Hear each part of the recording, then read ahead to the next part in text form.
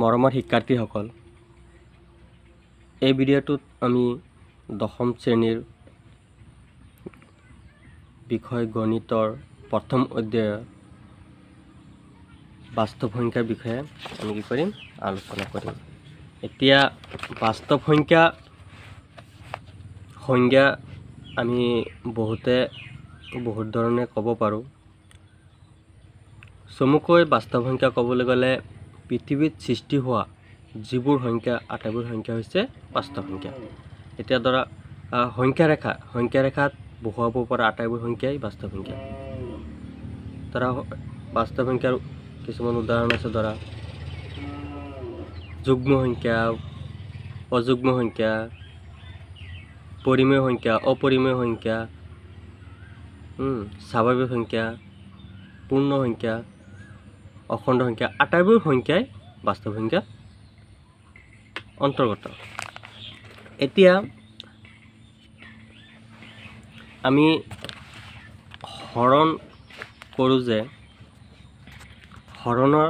কাক কি কয়, কোনটো সংখ্যা কি কয়, এই বিষয়টো লৈ আমি অলপ আলোচনা কৰোঁ। এতিয়া ধৰা যিকোনো এটা আমি সংখ্যা লৈছোঁ, সংখ্যাটো ধৰা 15। এতিয়া 15 হৰণ কৰিম আমি ধৰি লৈছোঁ 4।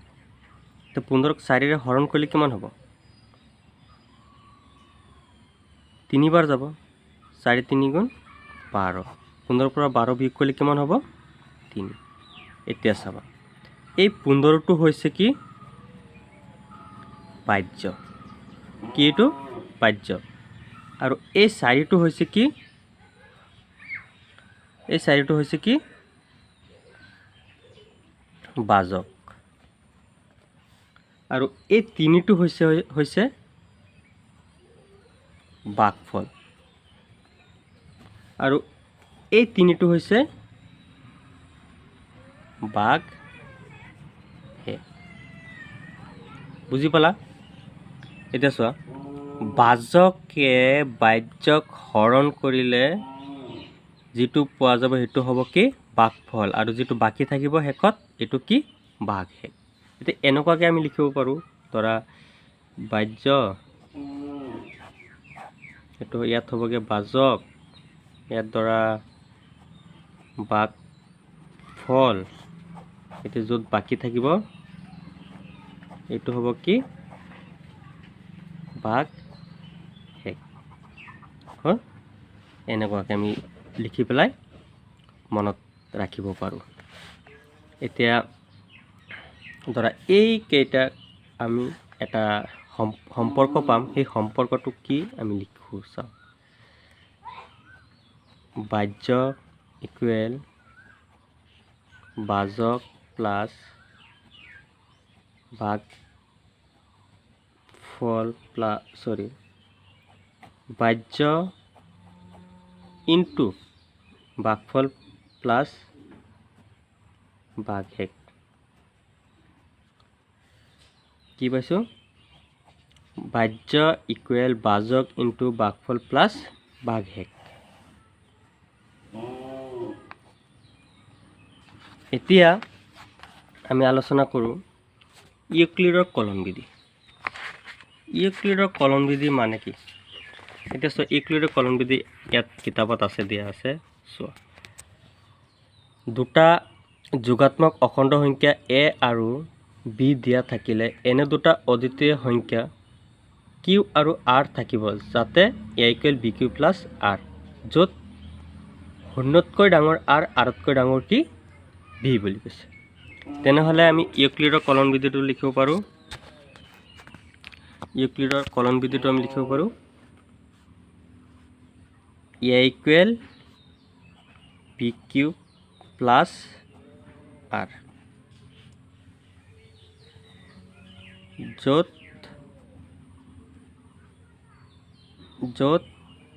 0 less than equal R less than B,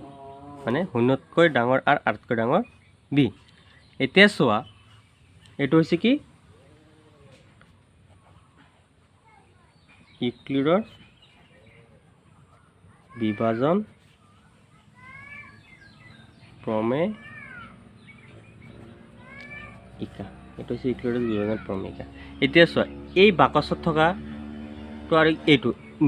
মিলিছে নাই এইটো চোৱা যদি আমি এক যদি বাহ্য বুলি ধৰোঁ বিটোক আমি যদি বাজক বুলি ধৰোঁ কিউটোক যদি আমি বাকফল বুলি ধৰোঁ প্লাছ আৰটোক যদি আমি বাকহেক বুলি ধৰোঁ তেনেহ'লে দুইটা কি মিলি গৈছে হ'ল এতিয়া তোমালোকে এইটো মনত ৰাখিবা ইউক্লিডৰ বিভাজন ক্ৰমিকাটো মনত ৰাখিবা এতিয়া আমি 1.1 এক নম্বৰ অংককেইটা কৰি চাওঁ এক নম্বৰ অংকত কি কৈছে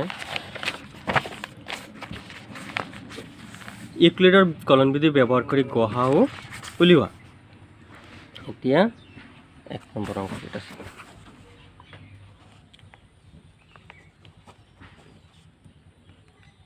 135 আৰু কি 225 এইটো সমাধান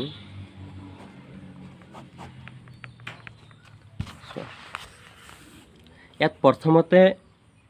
গহা উলিয়াব কৈছে ইউক্লিডৰ কলন বিধি তাহলে প্ৰথমতে আমাৰ ইয়াত এই চাব লাগিব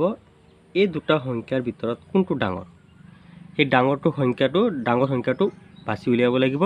বাছি উলিওৱাৰ পিছত এই ডাঙৰ সংখ্যাটোক সৰু সংখ্যাটোৰে কি কৰিব লাগিব হৰণ কৰিব লাগিব আৰু স্টেপ গৈ থাকিব লাগিব যেতিয়ালৈকে ভাগশেষ 0 নহয় তেতিয়ালৈকে আমি হৰণ কৰিয়ে থাকিব লাগিব এতিয়া চাওক প্ৰথমতে আমি কি লিখিম যিহেতু 225 মানে 225 greater than 135 তাৰ মানে 225 ডাঙৰ আৰু 135 সৰু এতিয়া চোৱা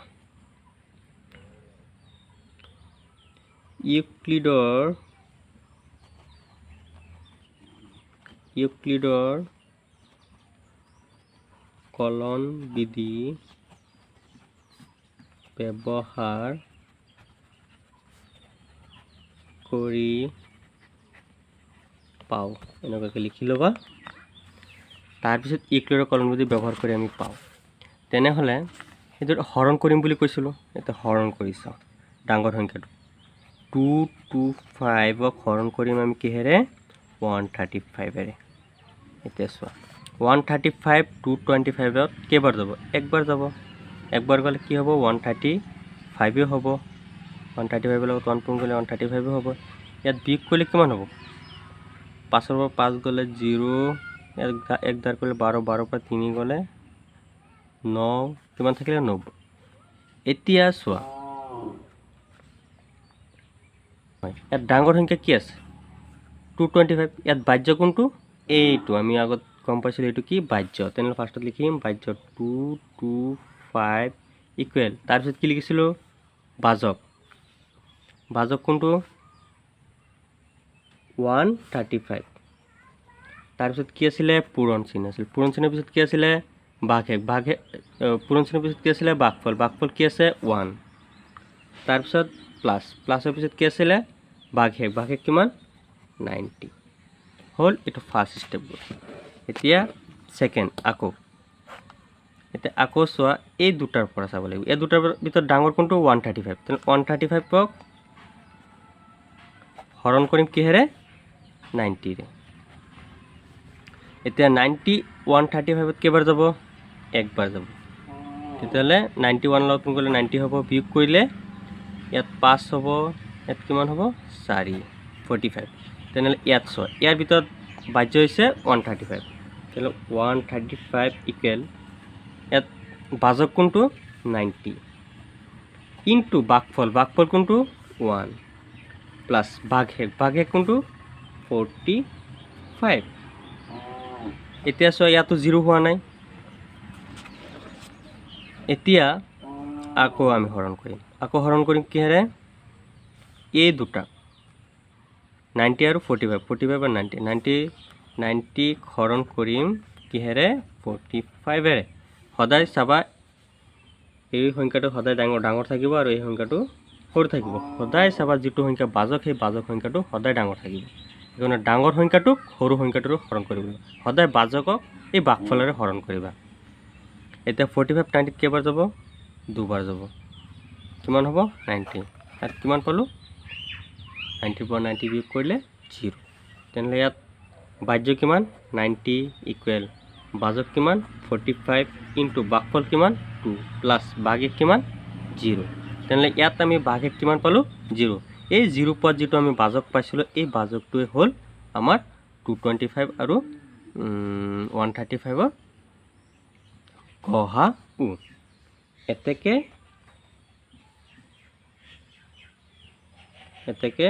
নিৰ্ণয় 135 লিখিব পাৰি নিৰ্ণয় গ হা উ 135 আৰু 225 লিখি ইয়াত ইকুৱেল কি দিবা 45 এইটো এনসাৰ 1 নম্বৰ এনসাৰ বুজি পালা 2 নম্বৰ অংকটো চাম 2 নম্বৰ অংকটো কি আছে 196 আৰু 38220 38220 এতিয়া এইটো সমাধান কৰিম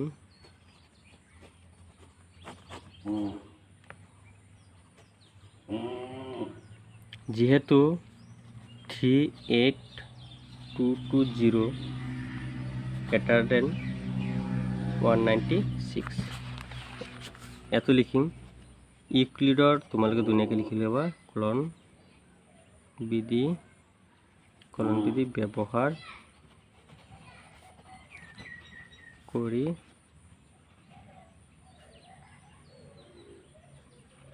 আমি পাও লিখি পেলাই হৰণ কৰিম এতিয়া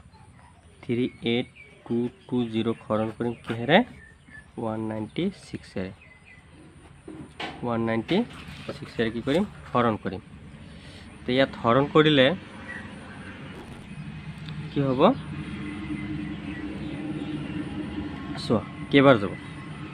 ইয়াত তিনটা ল'ব লাগিব তিনটা আছে তিনটা ইয়াত কেইবাৰ যাব একবাৰ যাব একবাৰ গ'লে কিমান হ'ব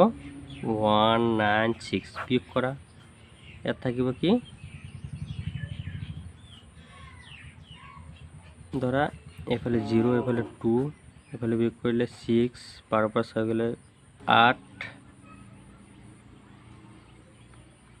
সৰি 17 পৰা 9 গ'লে 8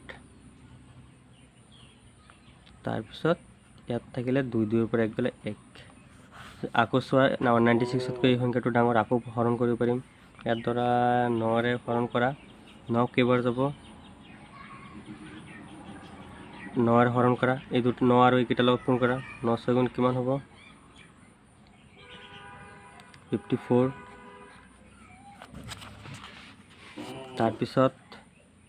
9 আকৌ 9 লগত পূৰণ কৰা 81 আৰু 81 আৰু 5 যোগ কৰিলে কিমান হ'ব 86 হ'ব থাকিলে 8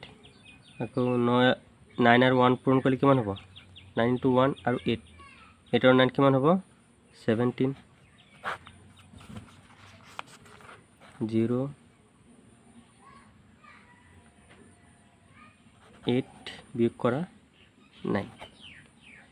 এতিয়া চোৱা আকৌ এইটোই সংখ্যাটো ডাঙৰ এতিয়া 196 ত 196 এৰে 980 কেইবাৰ যাব পাৰে আনুমানিক